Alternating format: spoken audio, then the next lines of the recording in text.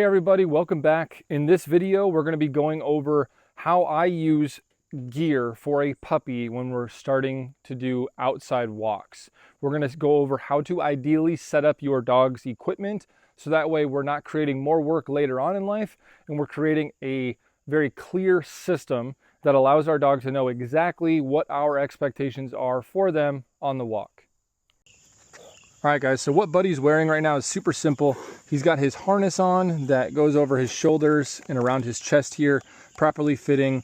This is our designated puppy harness. So you see that they got their autographs on this. If your dog's wearing harnesses, make sure that you are watching them at all times because they will chew on these things. So he has his harness, which we'll go over usage in a second. But then for on-leash communication with this guy, we have our simple slip loop. And this can be a slip leash. I like the slip loop. I'll show you here in a second. So we get that up nice, high and snug. Just kind of snug that up, but you see there's plenty of room there. So this is going to be for when we start doing obedience training on the walk, not for him to be pulling and walking on constantly. And then I like these leashes for the dogs. Wes Swainston, he has a really good version. This is Meg, the Everyday Dog Trainer's version of these rope 10-foot leashes that actually have a slip loop on one side, and then it has a clasp on the other side. So these are meant to be able to be slip leashed around our dog's neck, and then we can tie a knot in the rope at whatever interval your dog needs. And now we have a hands-free leash setup. So that's really nicely when your dog gets more proficient. But for puppy training, what I like to do is I like to take this leash clasp and then I will hook it right here on the actual harness. Good boy. And so now that we have him hooked up, we actually have dual spots that we're hooked up on. As you can see here, we have this connected to his slip collar, and then we have this connected to his actual walking harness. So when we start to actually walk with him, what you can do if you want to set yourself up is so if I take this out, this is directly even between the two leashes. So this is my halfway point. What I'm going to do is actually make the leash side that's attached to his harness shorter. So all I did was give more slack on the collar side, tie a simple overhand knot. And what that does is it makes me run out of leash on his harness side much faster than his collar side. So if I tell him, break, good boy, buddy, break, let's go. Now if he starts walking out with me, you see how I have tension on his harness before I ever have tension on his collar. So this is a really good way good job, buddy, let's go.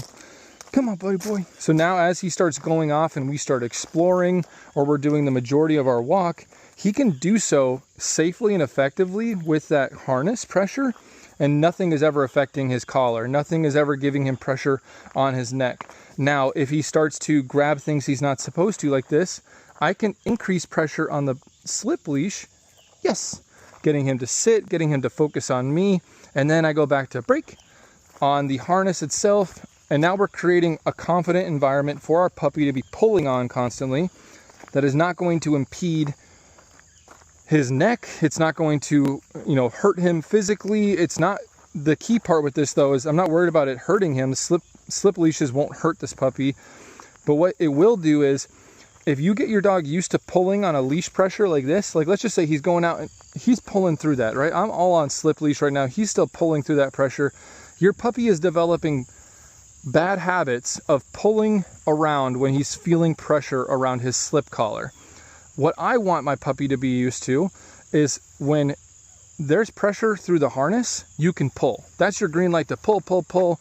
Good job, buddy. Go explore, go pull, because there's no pressure on your neck.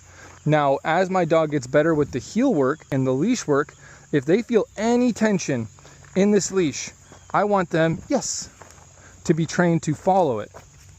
And as we get more into heel work, this will make more sense to you, but I do not want my puppy to be developing habits that when there's tension in this leash around his neck, that he's pulling through it.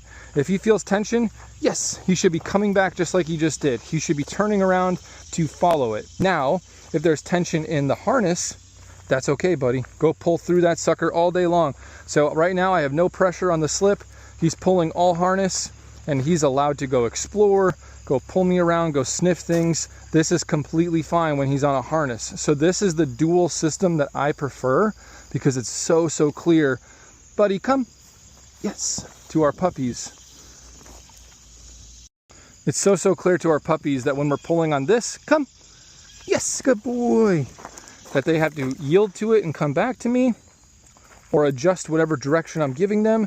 And then when they're feeling tension on their harness, hey, that doesn't mean anything, dude. You can pull through that all day long. You can go ahead and explore. You can go be a rambunctious little boy. So maybe try this out, see how you like it, and let me know what you think. If you have any questions, leave them below. Good luck, and we'll see you in the next one.